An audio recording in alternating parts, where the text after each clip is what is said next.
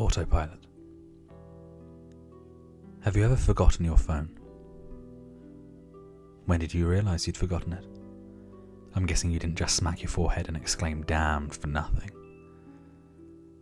The realisation probably didn't dawn on you spontaneously.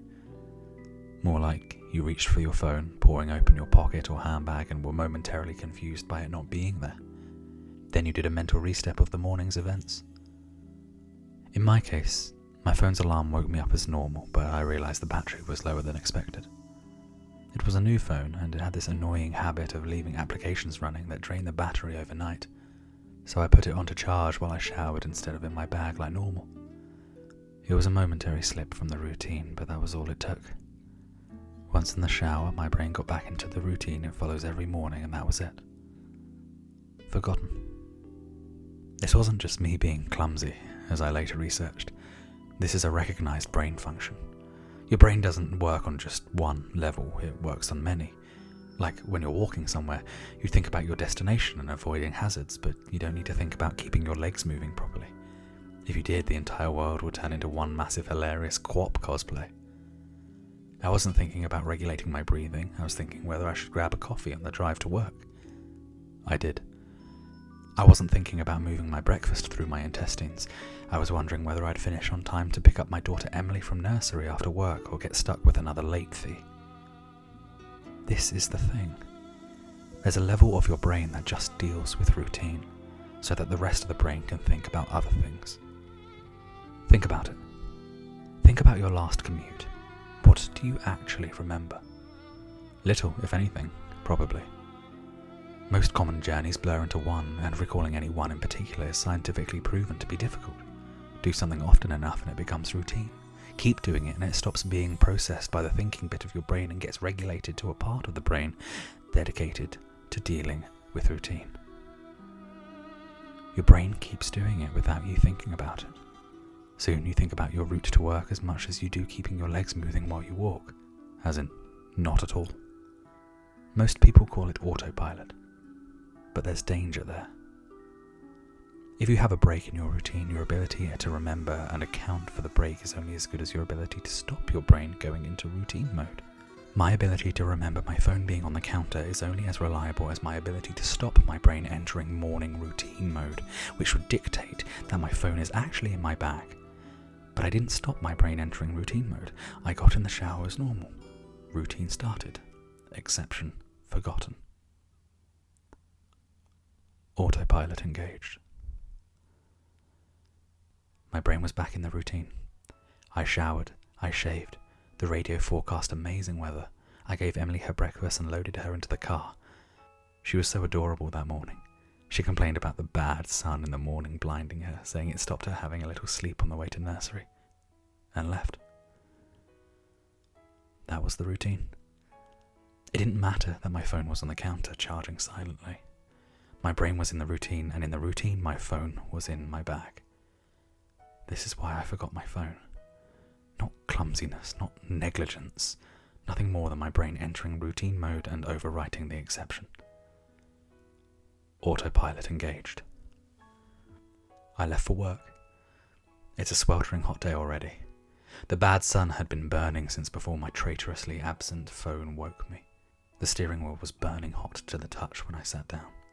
I think I heard Emily shift over behind my driver's seat to get out of the glare. But I got to work, submitted the report, attended the morning meeting. It's not until I took a coffee break and reached for my phone that the illusion shattered. I did a mental restep. I remembered the battery dying. I remembered putting it on charge. I remembered leaving it there. My phone was on the counter. Autopilot disengaged. Again, therein lies the danger. Until you have that moment, the moment you reach for your phone and shatter the illusion, that part of the brain is still in routine mode. It has no reason to question the facts of the routine. That's why it's a routine. Attrition of repetition. It's not as if anyone could say, "Why didn't you remember your phone? Didn't it occur to you? How could you forget? You must be negligent." This is to miss the point. My brain was telling me the routine was completed as normal, despite the fact that it wasn't. It wasn't that I forgot my phone. According to my brain, according to the routine, my phone was in my bag. Why would I think to question it? Why would I check? Why would I suddenly remember out of nowhere that my phone was on the counter? My brain was wired into the routine, and the routine was that my phone was in my bag. The day continued to bake. The morning haze gave way to the relentless fever heat of the afternoon. Tarmac bubbled. The direct beams of heat threatened to crack the pavement. People swapped coffees for iced smoothies, jackets discarded, sleeves rolled up, ties loosened, brows mopped. The park slowly filled with sunbathers and barbecues. Window frames threatened to warp. The thermometer continued to swell. Thank fuck the offices were air-conditioned. But as ever, the furnace of the day gave way to a cooler evening. Another day, another dollar. Still cursing myself for forgetting my phone, I drove home. The day's heat has baked the inside of my car, releasing a horrible smell from somewhere. When I arrived on the driveway, the stones crunching comfortably under my tyres, my wife greeted me at the door. "Where's Emily?" Fuck.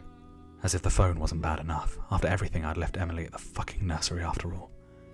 I immediately sped back to the nursery. I got to the door and started practicing my excuses, wondering vainly if I could charm my way out of a late fee. I saw a piece of paper stuck to the door.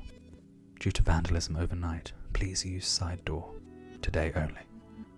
Overnight? The door was fine this morning. I froze. My knees shook.